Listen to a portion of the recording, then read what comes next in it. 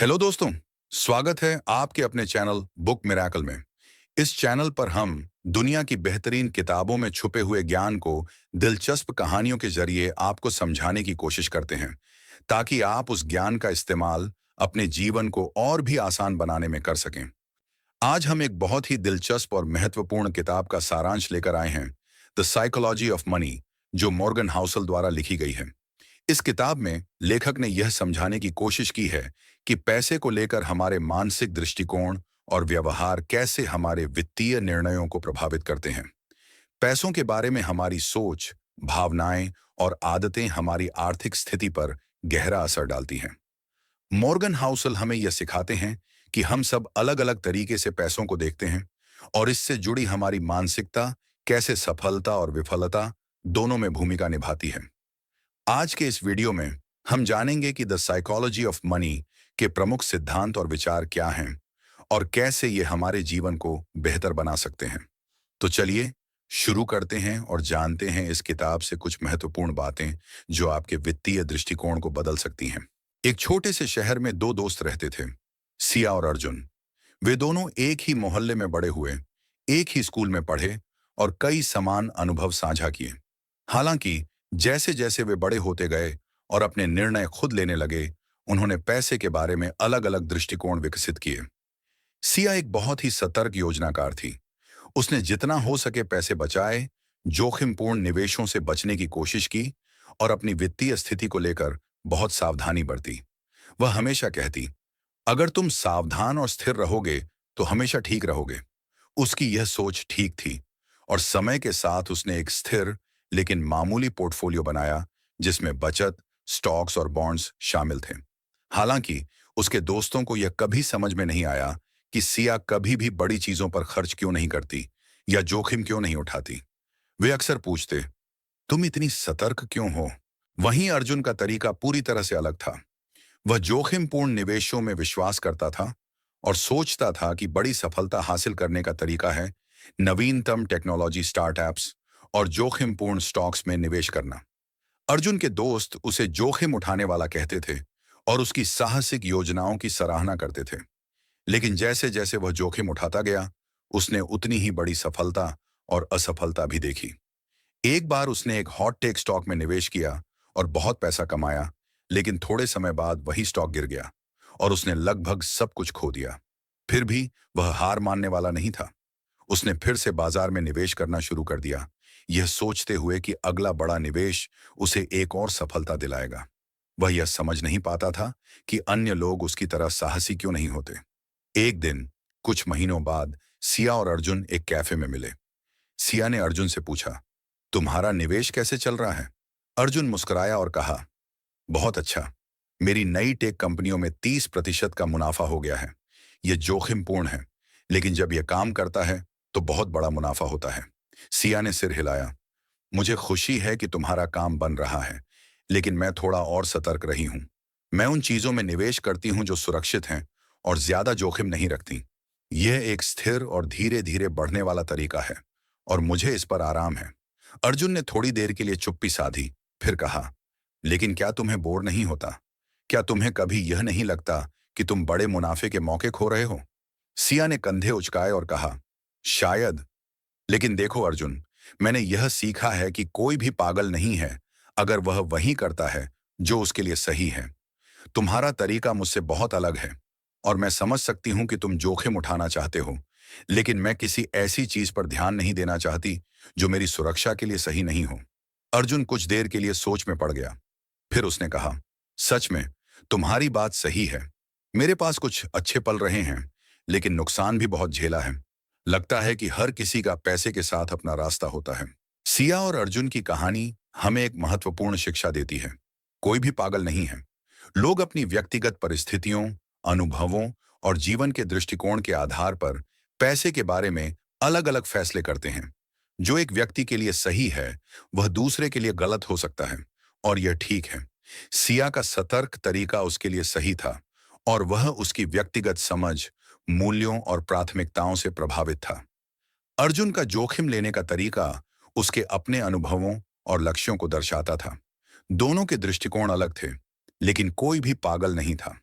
The psychology of money के पहले अध्याय का मुख्य सिद्धांत यह है कि लोगों का पैसे के बारे में सोचने का तरीका उनके जीवन के अनुभवों से प्रभावित होता है। जो किसी के लिए सही होता है वह दूसरों के लिए सही नहीं हो सकता।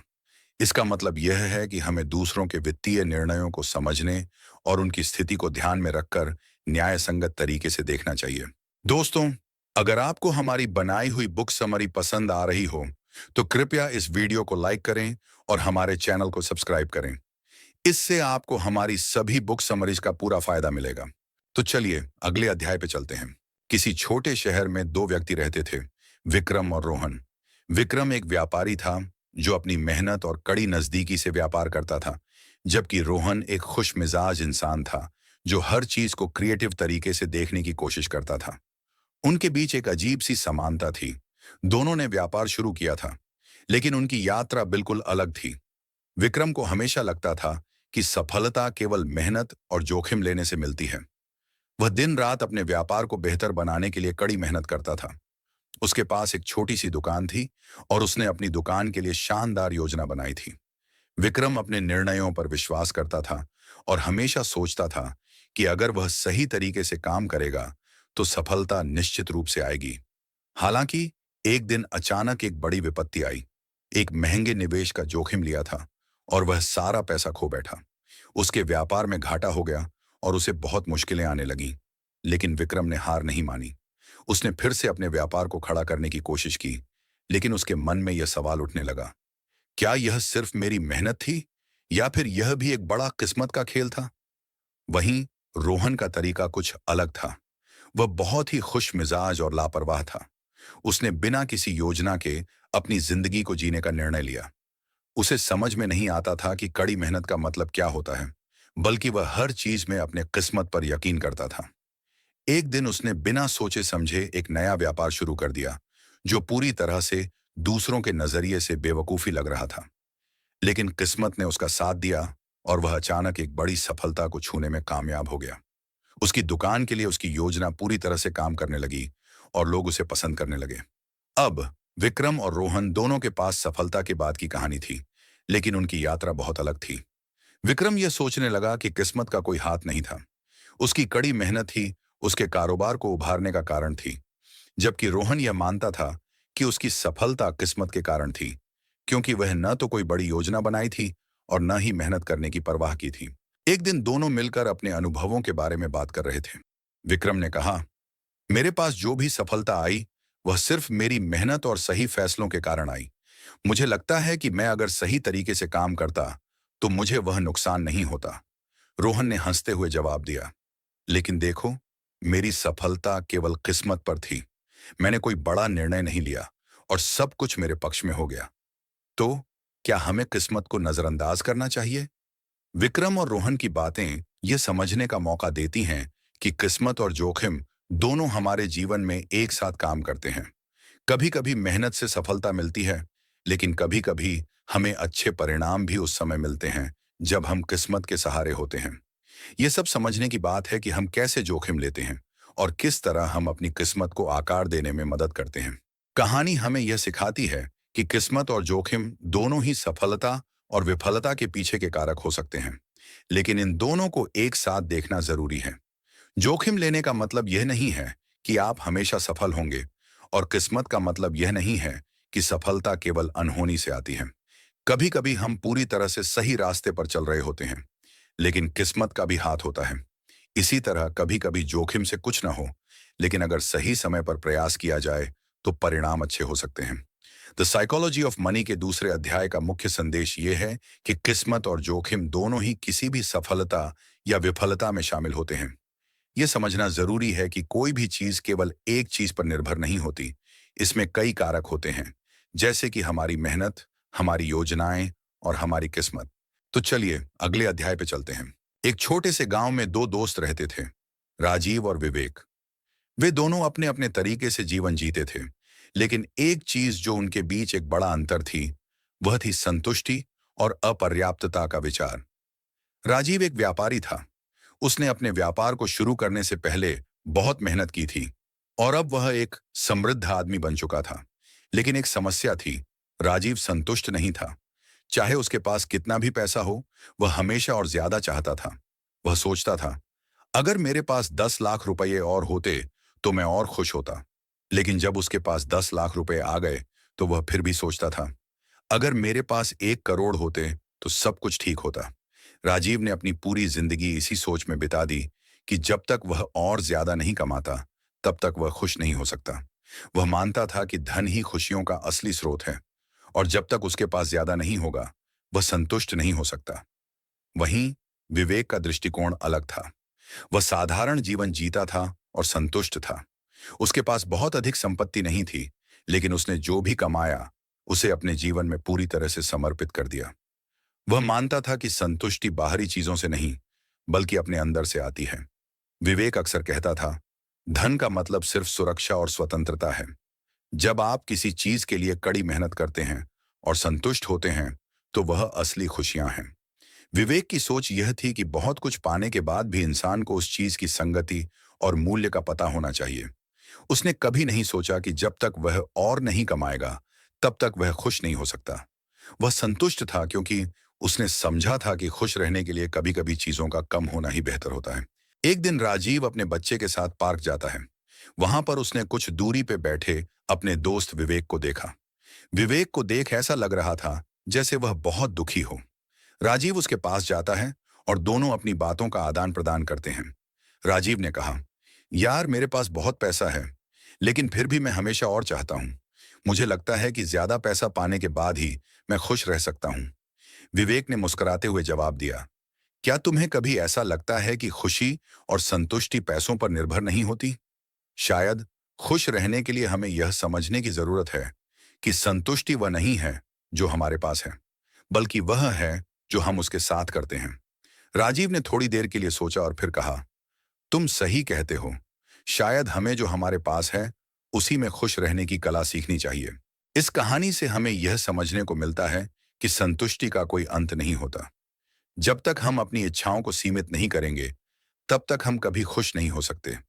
अगर हम हर बार कुछ और चाहते रहेंगे, तो हम कभी संतुष्ट नहीं हो पाएंगे।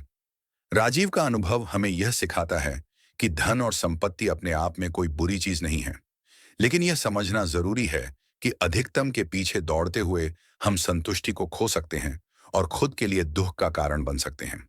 विवेक की कहानी यह दर्शाती है कि संतुष्टि बाहरी चीजों से नहीं, बल्कि हमारे अपने दृष्टिकोण और संतुलन से आती है।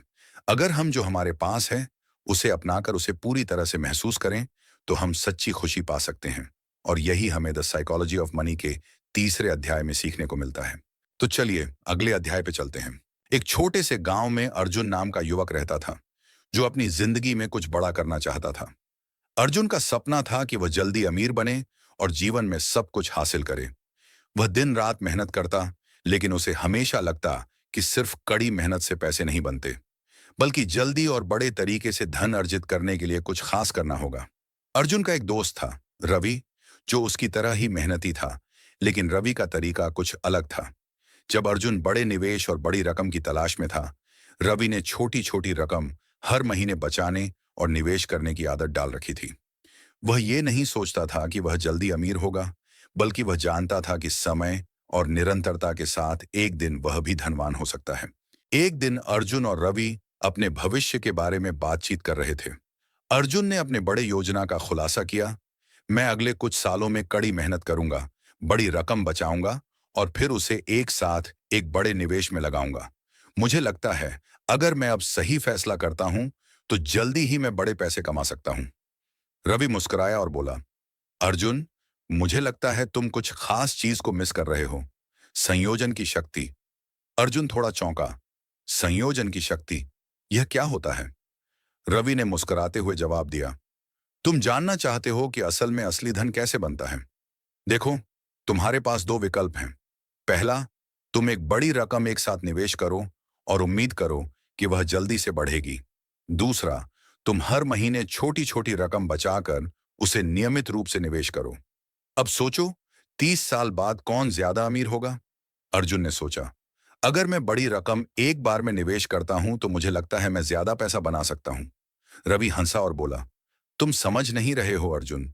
असल में वह छोटी छोटी रकम समय के साथ बढ़ने लगेगी। इसे संयोजन कहते हैं। शुरुआत में यह बहुत कम दिखता है, लेकिन जैसे जैसे समय बढ़ेगा, तुम्हारा पैसा बढ़ता जाएगा।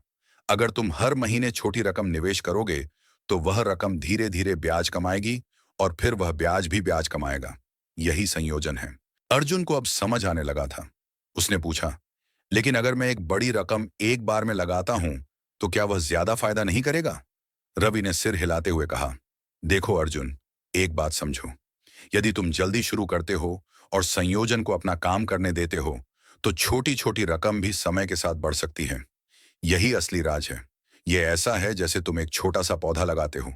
शुरू में वह पौधा मामूली सा दिखता है, लेकिन जैसे जैसे समय बढ़ता है, वह पेड़ बन जाता है। संयोजन की ताकत धीरे धीरे बढ़ती है। अर्जुन की आंखों में समझ की चमक आ गई। अब वह समझ चुका था कि अमीर बनने के लिए जरूरी नहीं कि बड़े जोखिम उठाए जाएं। संयोजन की शक्ति के बारे में जानकर वह जानता था कि समय और धैर्य ही सफलता की असली कुंजी है। तो इस तरह द साइकोलॉजी ऑफ मनी के इस अध्याय में हमें यह सीखने को मिलता है कि पैसे जल्दी और बड़े जोखिम से नहीं बनते, बल्कि समय, धैर्य और संयोजन की शक्ति से धन धीरे धीरे बनता है। संयोजन की ताकत शुरुआत में नजर नहीं आती, लेकिन समय के साथ यह बड़ी रकम में बदल जाती है। तेजी से अमीर बनने की चाह में ज्यादा जोखिम उठाना कभी कभी नुकसानदायक हो सकता है। संयोजन को समय दें और निरंतर निवेश करें, क्योंकि यही लंबी अवधि में सबसे अच्छा रास्ता है। छोटे छोटे निवेश अगर नियमित रूप से किए जाएं, तो वे लंबे समय में बड़ी संपत्ति में बदल सकते हैं। तो चलिए 5वें अध्याय पे चलते हैं। अर्जुन अब धीरे धीरे अपनी पुरानी सोच से बाहर निकलने लगा था। संयोजन की शक्ति को समझने के बाद उसने तय किया कि वह अपने पैसे को धैर्य और समय के साथ बढ़ने देगा। लेकिन अब अर्जुन को एक और बात समझ में आई, जो रवि ने उसे नहीं बताई थी। वह सोचने लगा, क्या अब उसे ज्यादा सावधानी से और समझदारी से पैसे की देखभाल करनी चाहिए? एक दिन अर्जुन और रवि फिर से एक साथ बैठे थे और इस बार अर्जुन ने एक और सवाल पूछा, रवि, अब जब मैंने संयोजन को समझ लिया है, तो क्या मुझे अपनी पूरी जिंदगी ऐसे ही जीनी चाहिए? मैं क्या कुछ और भी कर सकता हूं? रवि ने हंसते हुए कहा, अर्जुन, संयोजन सिर्फ शुरुआत है। असली चुनौती यह है कि पैसे कमाने के बाद उसे बनाए कैसे रखोगे। जब तुम अमीर बन जाते हो, तो एक नई चुनौती शुरू होती है, धन बनाए रखने की। अर्जुन चौंका, क्या तुम यह कह रहे हो कि सिर्फ पैसे कमाना ही नहीं, बल्कि उसे बनाए भी रखना है? रवि ने सिर हिलाया और कहा, बिल्कुल। बहुत से लोग जल्दी अमीर हो जाते हैं, लेकिन उनका पैसा एक दिन खत्म भी हो सकता है। पैसा बनाने की कला और उसे बनाए रखने की कला अलग होती है। बचत और निवेश की आदतें तो जरूरी हैं ही, लेकिन साथ ही तुमको यह भी समझना होगा कि पैसे को सही तरीके से सहेजना बहुत जरूरी है। कभी कभी बड़े जोखिम लेने के बजाय सुरक्षित रहना ज्यादा अहम होता है। रवि ने उदाहरण दिया, सोचो, तुमने एक बड़ा घर लिया और उसमें बहुत सारा पैसा लगा दिया, लेकिन तुम्हें उस घर को बनाए रखने के लिए बहुत ज्यादा खर्च भी करोगे। अगर तुम्हारा निवेश न चल पाया, तो तुम्हें उस खर्च को उठाना मुश्किल हो सकता है। लेकिन अगर तुमने थोड़े कम खर्चे वाले सुरक्षित तरीके से अपनी संपत्ति बनाई होती, तो तुम्हें इस प्रकार की समस्याओं का सामना नहीं करना पड़ता।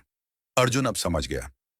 रवि ने उसे बताया कि सिर्फ तेजी से अमीर होना ही नहीं, बल्कि अमीर बने रहना और अपनी संपत्ति को सुरक्षित रखना भी उतना ही अहम है। रवि की बातों ने अर्जुन की सोच को पूरी तरह बदल दिया। अब अर्जुन केवल यह नहीं सोचता था कि कैसे वह तेजी से अमीर बने, बल्कि वह यह भी समझ चुका था कि अपनी संपत्ति को कैसे बनाए रखना है और उसे सुरक्षित तरीके से बढ़ाना है। तो इस तरह द साइकोलॉजी ऑफ मनी के इस अध्याय में हमें यह सीखने को मिलता है कि पैसे कमाने के साथ साथ यह समझना भी जरूरी है कि उसे कैसे बनाए रखना है। कभी कभी सुरक्षित विकल्प लेना ज्यादा फायदेमंद हो सकता है, बजाय उच्च जोखिम के। अमीर बनने के बाद आपको यह नहीं भूलना चाहिए कि आपकी संपत्ति हमेशा सुरक्षित और बढ़ती रहे। हमेशा अपनी सुरक्षा और भविष्य के लिए योजना बनाएं। संयोजन की तरह धैर्य ही धन बनाए रखने में भी महत्वपूर्ण भूमिका निभाता है। समय के साथ समझदारी से किए गए निवेश ज्यादा असरदार होते हैं। तो दोस्तों, इस वीडियो के इस हिस्से में हमने द साइकोलॉजी ऑफ मनी किताब के पहले 5 अध्यायों में दिए गए अहम बातें समझी। आज के लिए बस इतना ही। हम अगले वीडियो में फिर मिलेंगे, जहां हम बाकी के अध्यायों पर चर्चा करेंगे। तब तक के लिए नमस्कार।